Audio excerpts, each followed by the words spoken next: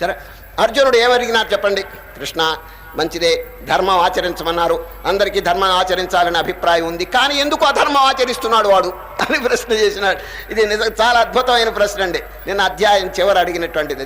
అతకేన ప్రయుక్తోయం పాపం చరతి పూరుష. కృష్ణ, మానవుడు పాపం ఎందుకు చేస్తున్నాడు? పాపం తప్పుని తెలుసు కదా, చెప్పండి. తప్పుని తెలుసు కూడా పాపం ఎందుకు ఆచరిస్తున్నాడని ఒక చక్కని ప్రశ్న అడిగాడండి. ఇది నిజంగా అందరూ అడగదగినటువంటి ప్రశ్న. అతకేన ప్రయుక్తోయం పాపం చరతి పౌరుష అనిచ్చన్.